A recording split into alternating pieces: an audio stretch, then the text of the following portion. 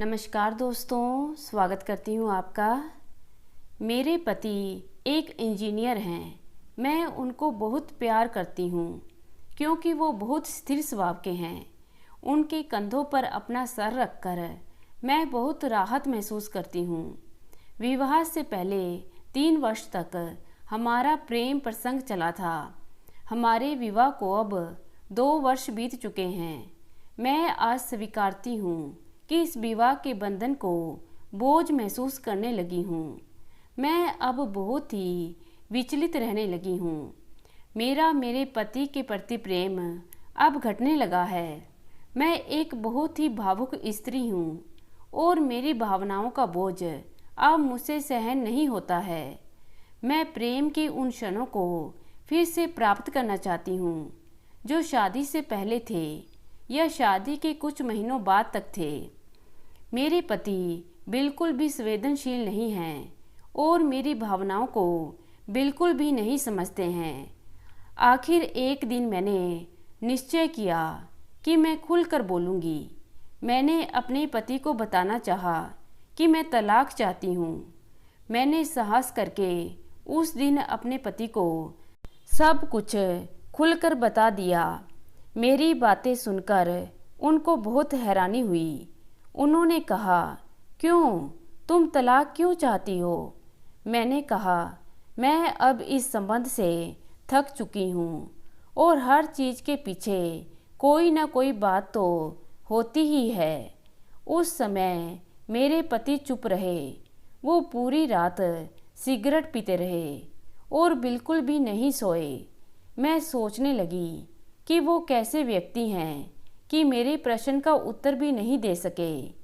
देर रात मैंने अपने पति से फिर से कहा, यदि आप मुझको विश्वास दिला सकें कि मुझे तलाक क्यों नहीं लेना चाहिए तो मैं अपना इरादा बदल दूंगी। मैंने फिर से कहा, अगर पहाड़ के ऊपर एक जगह पर एक फूल हो जहाँ से उसे तोड़ने वाले की मृत्यु निश्चित ही होनी थी, क्या आप मेरे लिए वो फूल तोड़ेंगे? मेरे पति ने कहा, मैं तुमको कल जवाब दूंगा। मैं और भी निराश हो गई। मैं सोचने लगी कि शायद वो भी मुझको तलाक देने को तैयार हो गए थे। अगली सुबह जब मेरी आँख खुली तो मैंने अपने पति को घर में नहीं पाया। वो जा चुके थे।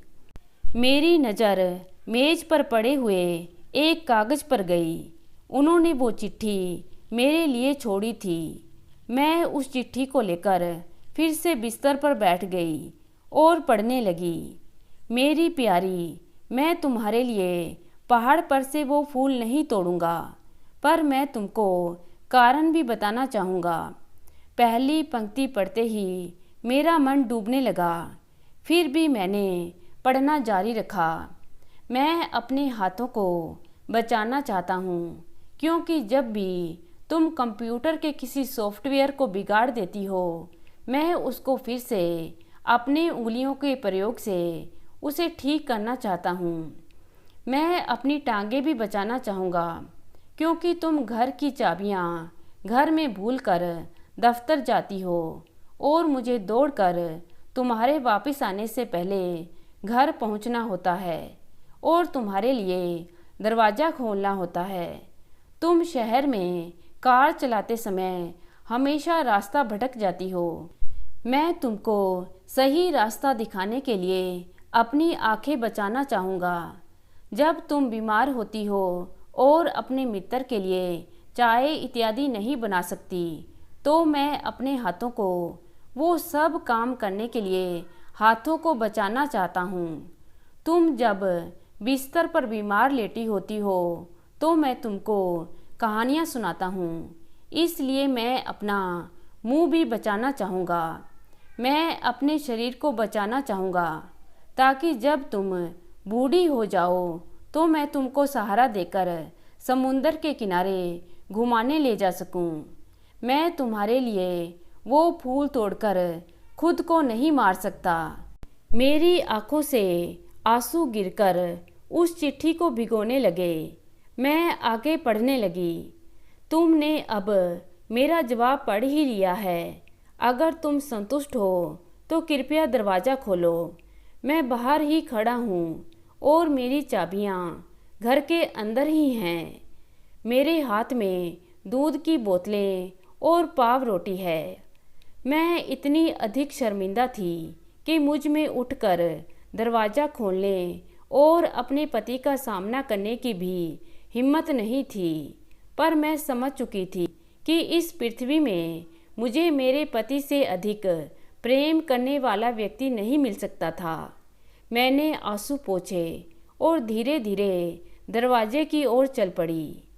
दोस्तों, बस यही जीवन है, यही प्रेम है।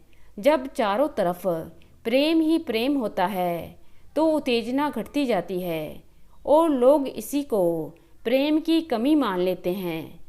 बस यही गलती होती है। सच्चा प्रेम शांति और निराशा के बीच कहीं रहता है। प्रेम अलग अलग रूप में प्रकट होता रहता है, यहाँ तक कि बहुत छोटी छोटी चीज़ों से भी झलकता है। तलाक लेना और एक दूसरे से अलग हो जाना बहुत ही आसान होता है, पर जब कारण स्पष्ट होते हैं तो वो बहुत ही नगण्य होते हैं। पर वो व्यक्ति जो सच्चा प्रेमी होता है कभी भी कोई कदम जल्दबाजी में नहीं उठाता। वो अपने से ज़्यादा अपने जीवन साथी के बारे में सोचता है। तो दोस्तों, कैसी लगी आज की कहानी? उम्मीद करती हूँ कहानी को पसंद करेंगे। धन्यवाद।